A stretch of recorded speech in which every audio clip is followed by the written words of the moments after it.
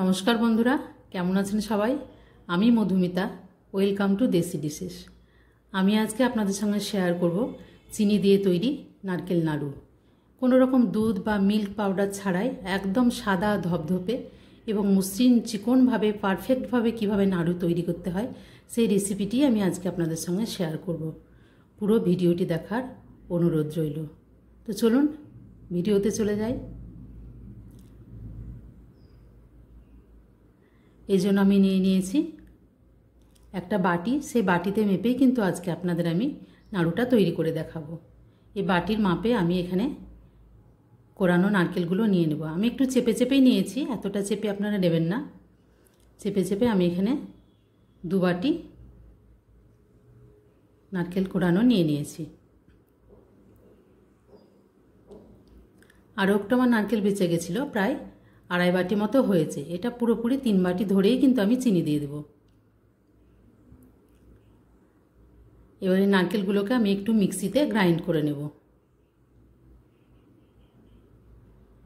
কোনো রকম দুধ বা জল কিন্তু এই গ্রাইন্ড করার সময় আমি কিন্তু ব্যবহার করিনি। একটু সময় নিয়ে হাতে বারবার করে ঘুরিয়ে কিন্তু গ্রাইন্ড করে নিতে হবে। এর দিকে আমি ওই বাটির মাপেই কিন্তু 2 বাটি চিনি নিয়ে নিয়েছি। এখানে আমি চেপে চেপে 2.5 বাটি মতো নিয়েছিলাম নারকেল কোরানো, আর ওই বাটিতে আমি 2 বাটি মতো চিনি নিয়ে নিয়েছি। এর থেকে বেশি চিনি কিন্তু একদমই দেওয়া যাবে না, নইলে কিন্তু নারকেলটা একদম ঝুরো ঝুরো হয়ে যাবে, বাঁধতে পারা যাবে না। হাত দিয়ে একটু ভালোভাবে মিশিয়ে নিয়েছি। এদিকে আমি এগুলো গ্যাসে বসিয়ে দিয়েছি। একদম হাই ফ্লেমে এটা অনবরত কিন্তু নাড়তে থাকতে হবে। চিনিটা কিন্তু সম্পূর্ণ গলে গেছে। হাই ফ্লেমে দিয়ে অনবরত নাড়তে নাড়তে যখন এটা জল শুকিয়ে আসবে তখন কিন্তু নাড়ুটা তৈরি হয়ে যাবে।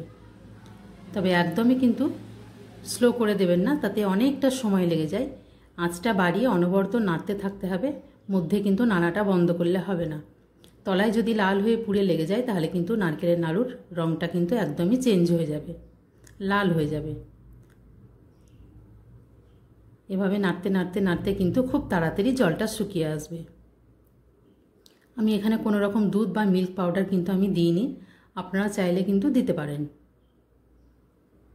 এখানে আমি স্বাদটাকে বাড়িয়ে তোলার জন্য দিয়েছি 3টে ছোট এলাচের দানা, একটু চিনি দিয়ে আমি গুঁড়িয়ে নিয়েছি। আপনারা এখানে এলাচের জায়গায় কর্পূরও দিতে পারেন যদি আপনাদের ফ্লেভারটা পছন্দ হয়। একদমই জলটা শুকিয়ে গেছে, তবু আরও একটু সময় লাগবে।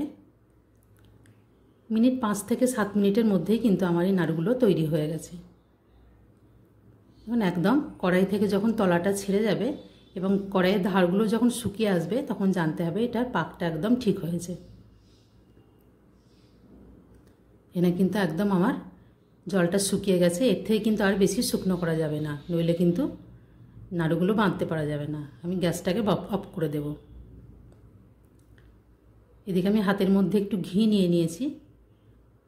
গরম অবস্থাতেই কিন্তু এই নাড়ুগুলোকে বাঁধতে হবে, কারণ ঠান্ডা হয়ে গেলে চিনিটা একদম শক্ত হয়ে যাবে, বাঁধতে পারা যাবে না। কড়াইয়ের মধ্যে থেকে একটু একটু করে নিয়ে আমি এগুলো বেঁধে ফেলব। এদিকে আমি একটা বাটির মধ্যে কিছুটা তুলে নিয়েছি, বাকিটা কিন্তু ঢাকা দিয়ে দিয়েছি, কারণ না ফ্যানের মধ্যে পুরোটা উপরটা ভালোভাবে শুকিয়ে গেলে কিন্তু আর বাঁধতে পারা যাবে না। হাতের মাঝে মধ্যে ঘি বা জল দিয়ে কিন্তু এই নাড়ুগুলোকে বেঁধে ফেলতে হবে।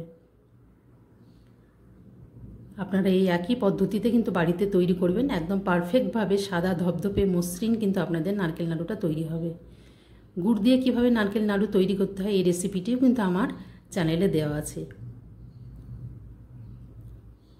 এই সাদা চিনির নারকেল নাড়ুর শেষেও কিন্তু আপনারা এই রেসিপিটি পেয়ে যাবেন।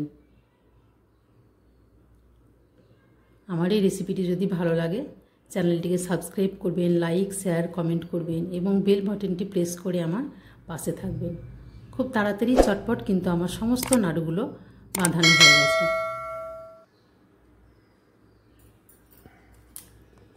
দেখুন একদম পারফেক্টভাবে সাদা ধপধপে নাড়ু কিন্তু তৈরি হয়ে গেছে। আপনারা চাইলে সাইজটা ছোট বড় নিজেদের মতো করে নিতে পারবেন। সঙ্গে সঙ্গে শুকিয়েও গেছে, একদম সফট